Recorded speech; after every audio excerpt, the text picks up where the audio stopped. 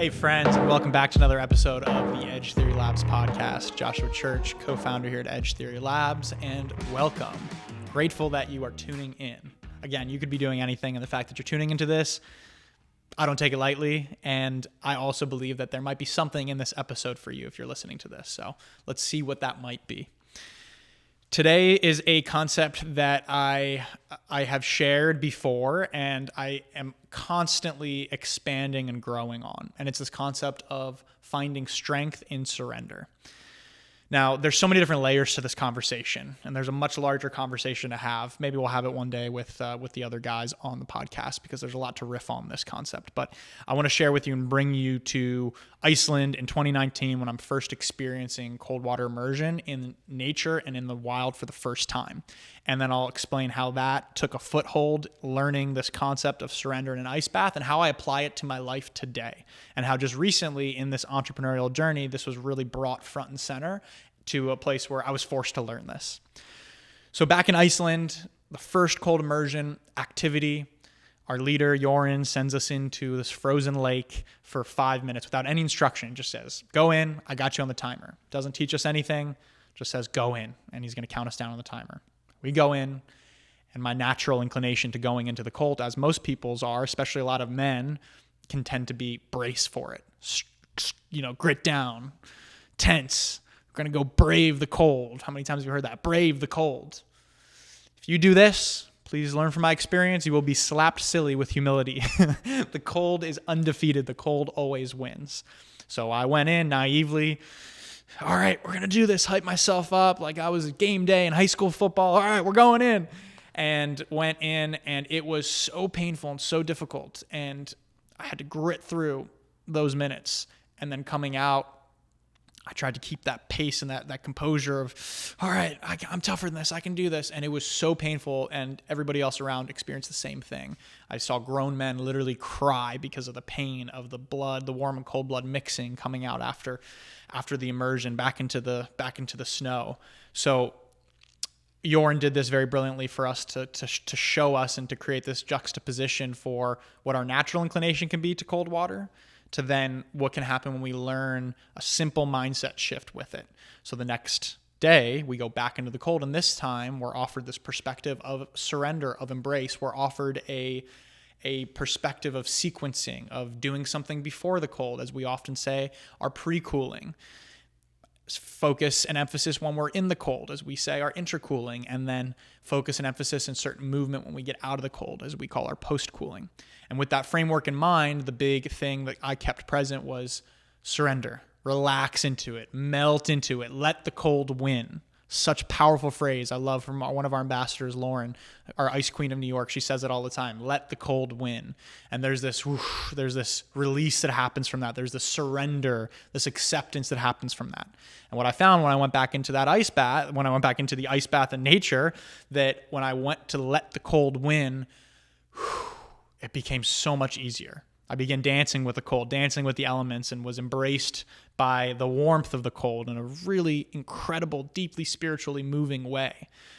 So strength in surrender, I learned it that day. Whoa, this is so good. And this is good for me as someone and as a man that tends to really try to grit my way through things and white knuckle my way through challenges. This opened the door to this idea of finding strength and surrender. And that's one of the reasons I love the ice bath the most, is because it is a forced experiment and it's a forced practice of surrendering every single time I get in. And that dose on a physiological way on a daily basis has been so game changing for me, because there's this whole other energetic, emotional, and spiritual component to it that plays out every single day. And this is what's resurfaced for me recently in these past several weeks that I've been very focused on, and especially in the beginning of the business. So surrender, as a lot of spiritual teachers say, is the highest spiritual quality. Being able to open your heart and surrender to what is unfolding in front of you. How can you show up and serve very presently what's unfolding in front of you and then move on to the next thing that's unfolding? It's keeping a clear, light backpack and staying present with what is coming up and what is coming up through you. So I noticed that in the beginning of the business as well, I was white knuckling a lot, and I was holding on to, when we were just getting proof of concept in the business, it was like, are people really going to buy? At first it was, are people really going to buy this thing? And I was holding on to this attachment, like, what if nobody buys? What if nobody buys? And then people started buying these tubs and changing their lives with it. And then it was, what if it all stops? Like, what if it's a fluke? And what if next month there's 0 sales and the business has to shut down and this whole thing that we built goes away and all these people we've employed go away? Like, what happens then? And I was living in that little bit of a fear loop. Every month it was like building back up. It was like, all right, cool. That was a great month. And that month was better than last month, but how can it possibly continue this month? And then I started working on bringing in this concept of surrender from the ice bath into my daily life and seeing how that could be a bridge to what I was working on in the day in and day out, and take that from the physical nature of the ice bath to the more energetic nature of a business, of my day to day. And I began surrendering to it and coming to this place and practicing. And it's something I practice every single day still. When I sit in my morning meditation, I focus on feeling that surrender, feeling that heart opening.